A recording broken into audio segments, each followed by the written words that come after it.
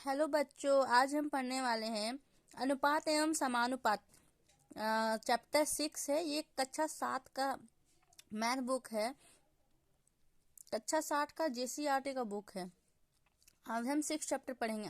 अनुपात एवं समानुपात। आप सभी जानते हैं अनुपात क्या होता है, समानुपात क्या होता है? नहीं जानते हैं ना, तो हम आपको समझाएंगे। पहले देखिए, मान लीजिए ये 5 कलम है और ये 3 पेंसिल है, ठीक ना। ये इसको अनुपात के रूप में कैसे लिखेंगे? इसको हम लिखेंगे अनुपात के रूप में। और इसका अनुपात निकालेंगे कैसे? अगर हम इसी को बट्टा में कर देंगे तो ये निकल जाएगा हमारा अनुपात। समझे? इसे ही बोलते हैं अनुपात एवं समानुपात का नियम। हम इसी पे बेस्ड एक क्वेश्चन बनाएंगे। चलिए 6.1 ये है ना क्वेश्चन 6 चैप्टर का। ये सारे क्वेश्चन को हम अभी सॉल्व करेंगे। मैं कोशिश करूंगी कि आप सभी को आसान से आसान शब्दों में समझाने की। जहां दिक्कत होगा आप हमें कमेंट करके बता सकते हैं, मैं बताऊंगी आप लोगों को दोबारा। ये देखिए 6.1 का ये हमारा चैप्टर 1 है। तो 1 का 1 नंबर हम बनाते हैं। ये 4 का 3 से, 4 का 3 से अनुपात कैसे होगा अभी हम बताएं। 4 का 3 से इसको पहले हम अनुपात के रूप में लिख लेंगे। 4 का 3 से अब इसे सॉल्व करेंगे। कैसे होगा? 4/3। ये हमारा आंसर आया। ये हमारा आंसर आया। लेकिन हमें अनुपात में पूछा है। यहाँ पे हमें क्या याद करने बोला है? अनुपात। तो अनुपात हम किसको बोलते हैं? अनुपात तो हम इसको बोलते हैं। इसलिए हम आंसर में ऐसे लिखेंगे 4/3। यही हमारा क्या होगा? आंसर। ये हम बट्टा में लिखते हैं। इसको बट्टा में बोलते हैं भाग विधि। अब 6 किलोग्राम का 2 किलोग्राम से, किलोग्राम सेम है, तो 6 किलोग्राम का 2 किलोग्राम से इसे हम कैसे अनुपात में लिखेंगे? 6/2। ये हमारा आंसर। अब देखिए 1 घंटा 30 मिनट। अरे बाबा, ये तो दिक्कत हो गया। ये घंटा है, ये मिनट है, दोनों जात बिरादरी का नहीं है, तो इसे हमको जात बिरादरी में करना पड़ेगा ना। तो 1 घंटा बराबर क्या होता है? 1 घंटा बराबर 60 मिनट होता है। तो ये देखिए, ये हमारा 1 घंटा भी 60 मिनट में आ गया और हमारा 30 मिनट भी। तो 60 मिनट बटा 30 मिनट ये हमारा हो गया। अब इसे हम अनुपात में कैसे लिखेंगे? अच्छा ठीक है। अब ये इसे हम काट भी सकते हैं, ये और भी विखंडित होगा। जैसे कि ये 0 से 0 गया, 3 एका 3, 3 दूना 6। तो इसका क्या आया? 2/1 आया काटने पे। बहुत इजी है, पहाड़ा आता है ना, ये काटने के लिए सब जानते होंगे बच्चे। अब देखिए इसको कैसे लिखेंगे? 2/1। ये इसका आंसर आएगा। नहीं समझ में आएगा तो बताइएगा। देखिए 2 मीटर है और सेंटीमीटर है 50 सेंटीमीटर। देखिए दोनों अलग अलग जात बिरादरी का है ना। अब मीटर को हमें क्या करना पड़ेगा? सेंटीमीटर में बदलना पड़ेगा। तो अब हमको ये बताइए कि 1 सेंटीमीटर बराबर कितना होता है? एक मीटर बराबर कितना होता है? 1 मीटर बराबर 100 सेंटीमीटर होता है ना जी। तो 2 मीटर बराबर क्या होगा? 200 सेंटीमीटर होगा ना। तो अब हम ये देखिए, ये भी सेंटीमीटर में बदल गया, ये भी सेंटीमीटर में बदल गया। तो 2 मीटर को हम 200 सेंटीमीटर लिख लिए और ये सेंटीमीटर में था ही, दोनों जात बिरादरी का हो गया।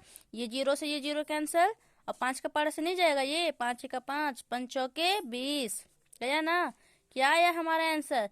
4/1 बराबर, ये इसको अनुपात में कैसे लिखेंगे? 4/1। ये हमारा क्या आया? आंसर। अब ऐसे ही ये भी इजी है। अब बताओ 1 रुपए बराबर कितने पैसे? चूंकि 1 रुपए बराबर 100 पैसे होते हैं ना, वैसे ही 10 रुपए बराबर क्या होगा? 10 को 100 से गुना कर देंगे, क्या होगा हमारा? 10 रुपए बराबर 1000 पैसे होंगे ना। वैसे ही ये देखिए, ये पैसे में हो गए, ये भी पैसे में हो गए। अब कैसे लिखेंगे? 1000/100 हो गया। अब इस कटेगा, ये 0 से ये 0, ये 0 से ये 0, बचा क्या? 10। तो हमारा क्या आया आंसर? 10/1। अनुपात में 10/1 ये हमारा आंसर आया। अब देखिए अगला क्वेश्चन हमारा क्या है, 50 मिनट और 2 घंटा। अरे ये तो घंटा आ गया, ये तो मिनट आ गया, फिर से अलग अलग। अब ये हम घंटा को तो मिनट में बदल सकते हैं, ठीक ना, तो ये मिनट में ही है, चलो घंटा को मिनट में बदलेंगे। तो 1 घंटा बराबर 60 मिनट होता है ना, 60 मिनट। वैसे ही हमारा 2 घंटा बराबर 60 दूना 120 मिनट हो जाएगा, 120 मिनट 2 घंटा बराबर, ठीक ना, 2 घंटा बराबर, ठीक। अब देखो ये 50 मिनट है हमारा, ये भी मिनट आ गया, ये भी मिनट आ गया, 2 घंटा 120 मिनट।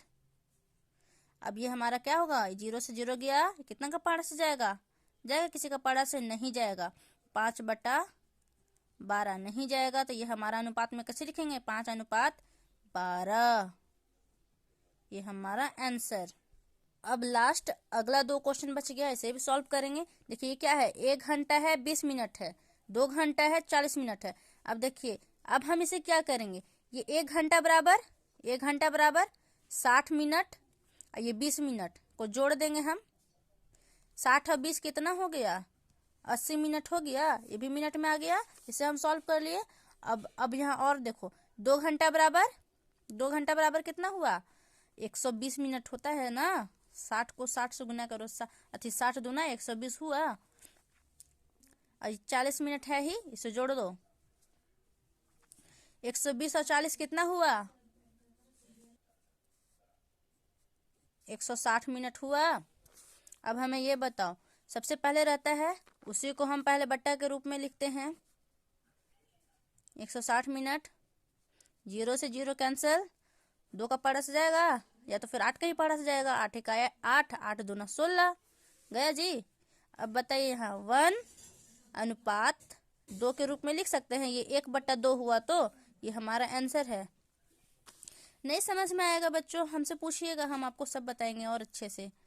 ये देखिए 70 पैसे का 7 रुपीज से, तो 1 रुपये बराबर 100 पैसे, तो 70 पैसे का कितना होगा, 70 पैसे तो नहीं बदलेंगे हमारे बदलेंगे तो क्या, रुपए, तो 7 रुपये बराबर 700 पैसे होते हैं, 7 रुपये बराबर 700 पैसे।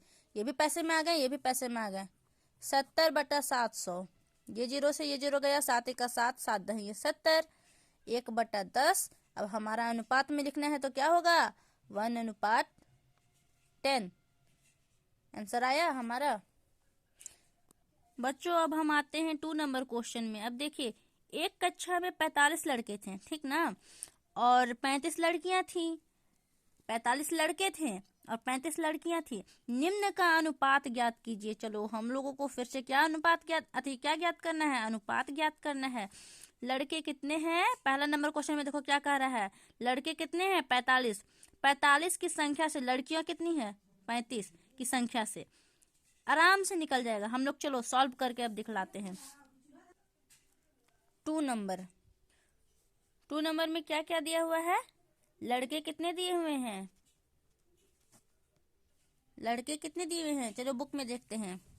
लड़के दिए हुए हैं 45 और लड़कियां 35, लड़के दिए हुए हैं 45 और लड़कियां कितने दिए हुए हैं 35। तो निम्न का अनुपात ज्ञात करना है। इसके लिए हमें देखो क्वेश्चन में क्या क्या दिया है, लड़के दिया है, लड़कियां दिया है, लड़कियों का लड़कों से, फिर लास्ट में देखिए एक लड़कों का कुल से भी दे दिया है। तो कुल यानी कि क्या हुआ, लड़के और लड़की मिला के कुल कितने हुए वो हमें निकालना है। कुल कितने हुए, 5 5 10 0 हासिल 1 4 3 7 और 1 8, कुल कितने बच्चे हुए, कुल 80 बच्चे हुए लड़के और लड़कियां मिला के। अब देखो एक एक करके हम सॉल्व करते जाएंगे। 1 नंबर में हमारा क्या कहा है, लड़के की संख्या से लड़कियों की संख्या, पहले लड़के की संख्या लिखेंगे, लड़के की संख्या से, ठीक ना, 45 है, लड़कियों की संख्या ये देखो 35 है, तो ये कटेगा, ये लड़के का संख्या है, लड़कियों का संख्या है, पहला का लिख सकते हैं यहाँ, लड़के लड़कियां, नहीं समझ में आ रहा तो अब ये देखो 45/35 हो गया, ये कटेगा, 5 7 35, 5 9 45, 9/7, ये और नहीं कटेगा तो इसका अनुपात क्या आएगा आंसर? 9:7। पहला का हमारा अनुपात क्या आ गया? 9:7 आ गया ना। अब देखो दूसरा क्वेश्चन क्या कह रहा है। दूसरा क्वेश्चन कह रहा है लड़कियों की संख्या का लड़कों की संख्या से। तो लड़कियों का संख्या क्या है? 35 और लड़के का संख्या क्या है? 45।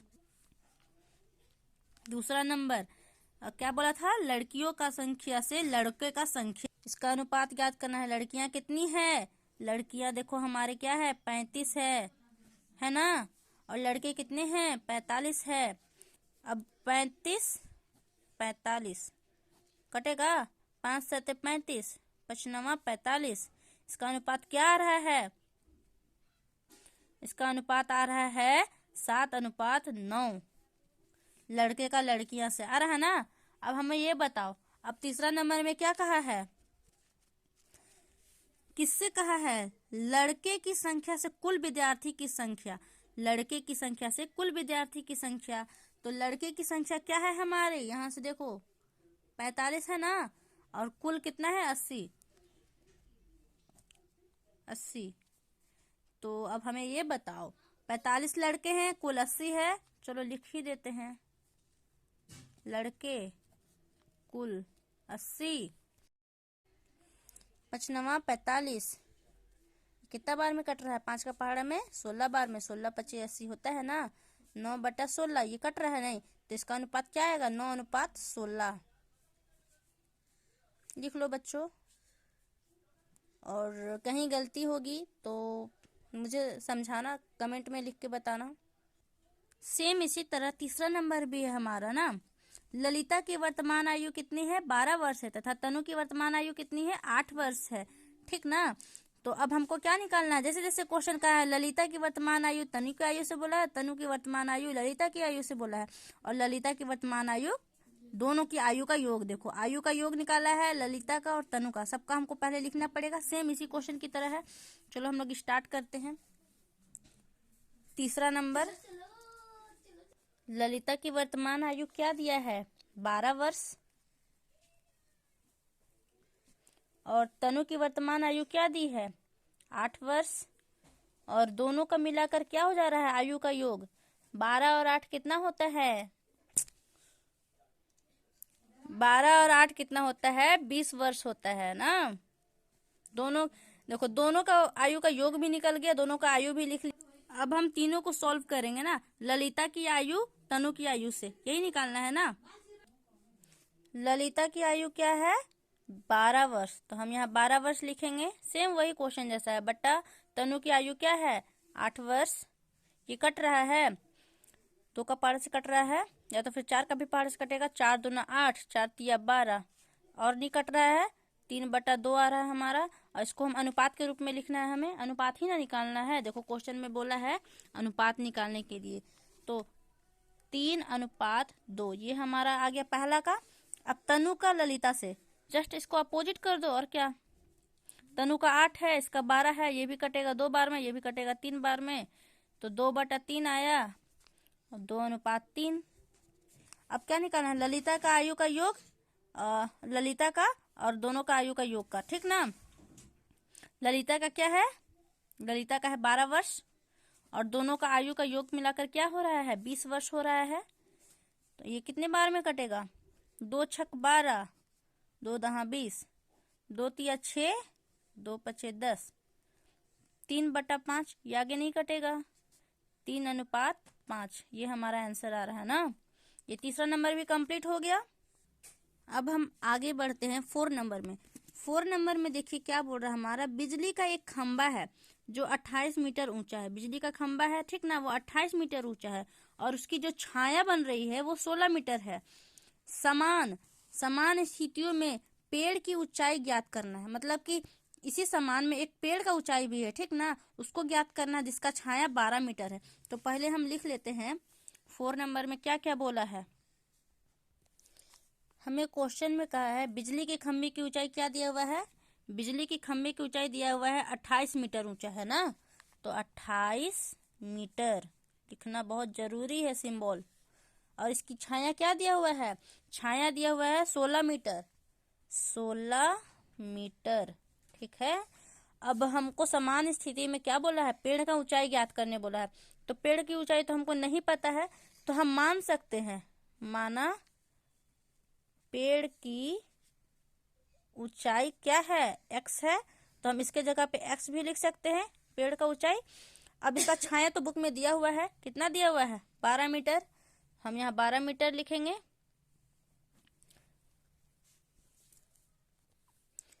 बिजली का खंबा, मान लो ये बिजली का खंबा है, ठीक ना, इसका ऊंचाई है ये 28 मीटर, 28 मीटर है। और इसका जो छाया बन रहा है यहाँ से यहाँ तक, ये बन रहा है कितना, 16 मीटर। ऐसे ही इसी का सेम स्थिति में क्या है, पेड़ का ऊंचाई है।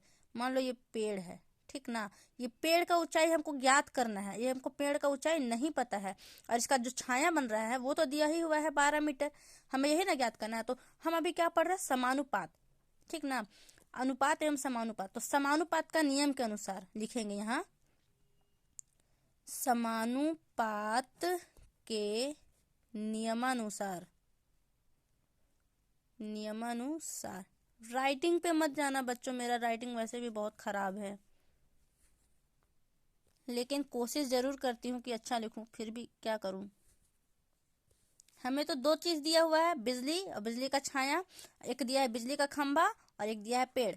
हमें दो चीज दिया है, इसका हम अनुपात लिख सकते हैं ऐसे बट्टा में, ये 28/16, ठीक ना।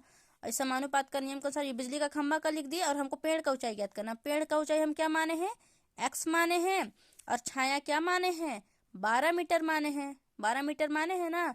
तो अब हम x को यहीं छोड़ देते हैं, मान लो ये 12 है, ये 16 है, ये x को हम यहीं छोड़ देंगे, ये 12 यहाँ भागा में, यहाँ जाके क्या होगा, आप लोग सभी जानते हैं कि अगर गुना में रहेगा तो चिन्ह परिवर्तन होने के बाद अगर वो उस स्थान से दूसरे स्थान पे जा रहा है तो गुना में रहेगा तो भागा में हो जाएगा, भागा में रहेगा तो गुना में हो जाएगा। अगर इधर प्लस में रहेगा तो इधर आके माइनस में हो जाएगा, अगर ये माइनस में रहेगा तो इधर आके प्लस में हो जाएगा। तो ये यहाँ भागा में है तो इधर आके ये क्या में हो जाएगा, गुना में हो जाएगा। सॉरी बच्चों, बिजली का खंभा का ऊंचाई क्या है, 28, सॉरी 28 है। तो बिजली का खंभा यहाँ पे हम 28 लिखेंगे। अब 28 को 12 से गुना करेंगे तो क्या आएगा, 28 को 12 से गुना करने पर समानुपात के नियम के अनुसार हम लोग लिखे अब मिला लेते हैं। बिजली का खंभा का ऊंचाई 28 मीटर सही लिखे हैं, छाया 16 मीटर, अब बराबर ये पेड़ का अनुपात x लिखे हैं, सही है, ऊंचाई x लिखे हैं, और छाया इसका 12 मीटर सही लिखे हैं।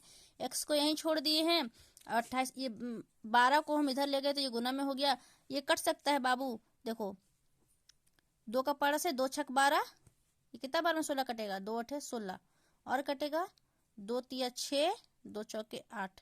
अब कट रहा नहीं कट रहा, अब इससे कर सकता है, 4 1 4, 4 का पारा में 28 कितना बार में आता है, 7 बार में आता है, 4 7 28 हो गया। अब हमारा क्या बच रहा है, हमारा यहाँ क्या आया, 7 आया, गुना 3 बचा यहाँ पे ना, नीचे कुछ बचा नहीं बचा, 7 या 21, हमारा आंसर क्या रहा, 21 मीटर।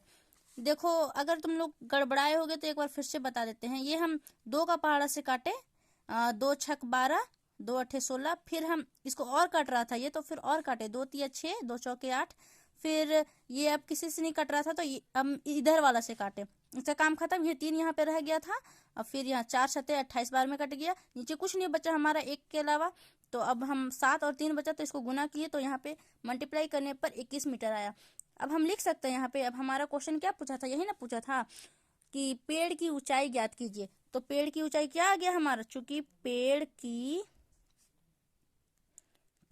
ऊंचाई बराबर 21 मीटर है, 21 मीटर है। बच्चों ऐसे बनाइएगा तो आपको फुल मार्क्स मिलेंगे एग्जाम में। आई होप आप लोग को अच्छे से समझ में आया हो। ऐसे ही अब हम 5 नंबर की ओर चलते हैं। ये हमारा 5 नंबर का क्वेश्चन क्या कह रहा है, एक कार 10 लीटर पेट्रोल में 100 किलोमीटर की दूरी तय करता है। मतलब कि एक कार है, उसको मान लो रांची जाना है, तो 10 लीटर पेट्रोल है उसका कार में, तो 10 लीटर पेट्रोल में वो कम से कम 100 किलोमीटर दूरी तय कर रहा है। मान लो रांची से आगे भी जा सकता है कहीं भी, बस 100 किलोमीटर ही दूरी तय कर रहा है। तो अब उसको मिल गया, मान लो पहले अभी 10 लीटर पेट्रोल मिला था, अब उसको मिल गया है कार में 15 लीटर पेट्रोल। तो 15 लीटर पेट्रोल अगर मिल रहा है तो वो कितना दूरी तय करेगा। ऐसे तो सबको तो लगा ही सकते हैं कि 10 में 100 तो 15 में 150, लेकिन नहीं, हमें इस शॉर्ट फॉर्मूले से नहीं बनाना है, हमें तो बनाना है पूरा प्रूव करके। एग्जाम में तो ऐसे बनाएंगे तो नंबर नहीं मिलेगा ना, इसलिए चलिए सेम इसी टाइप से बनेगा, ये भी समानुपात के नियम के अनुसार ही, ज़्यादा दिक्कत नहीं है इसमें भी। चलिए हम 5 नंबर की ओर चलते हैं। देखिए 5 नंबर में क्या दिया था, कार के द्वारा तय की गई दूरी क्या दिया था, 100 किलोमीटर दिया था, और कितना लीटर पेट्रोल में तय किया था, 10 लीटर पेट्रोल में किया था। अब कार के द्वारा तय की गई दूरी हमको ज्ञात करना है, अब पेट्रोल 15 लीटर दिया, यही दो गुना हमको फंक्शन दिया है। तो अब हम इसको अनुपात के अच्छा हम इसको हम क्या मान सकते हैं, कार के द्वारा तय की गई दूरी कितना है, x हम मान नहीं सकते हैं। जैसे कि हम लोग पिछले वाला वीडियो में पेड़ का ऊंचाई माने थे, तो अब हम यहाँ लिख लेंगे माना कि तय की गई दूरी बराबर तय की गई दूरी बराबर x, यहाँ x लिख दिए। तो अब हमको समानुपात के नियम के अनुसार, ठीक ना, समानुपात के नियमानुसार अब हमारा क्या दिया है, पहले जो लिख देता है उसे ही हम ऊपर लिखते हैं। 100 दिया है बटा 10 लीटर, ये पहला वाला पोजीशन दिए कार के द्वारा 10 लीटर पेट्रोल वाला, 100 किलोमीटर लिख दिए, ये किलोमीटर और ये लीटर, ठीक ना। अब बराबर इसमें क्या दिया है, हम इसका दूरी को x माने हैं, और ये 15 लीटर पेट्रोल है, ठीक ना, 15 लीटर। हम पिछले की जैसा ही करेंगे, 100 को यहीं छोड़ देंगे, मतलब x को यहीं छोड़ देंगे, 15 को उठा के इधर ले जाएंगे भागा में, इधर जाके क्या में हो जाएगा, गुना में हो जाएगा, इससे ये कट गया, कटा ना। अब हमारा 10 को 15 से गुना करेंगे तो कितना होगा, 10 को 15 से गुना करेंगे तो हमारा क्या आएगा, 150, 150 x। तो चूंकि कार के द्वारा तय की गई दूरी कितना है, कार के द्वारा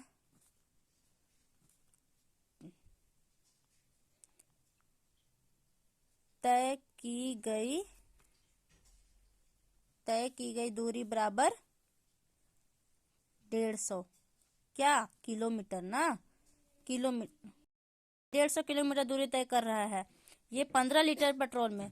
ये बन गया, कोई दिक्कत तो नहीं है क्वेश्चन में। थैंक यू बच्चों।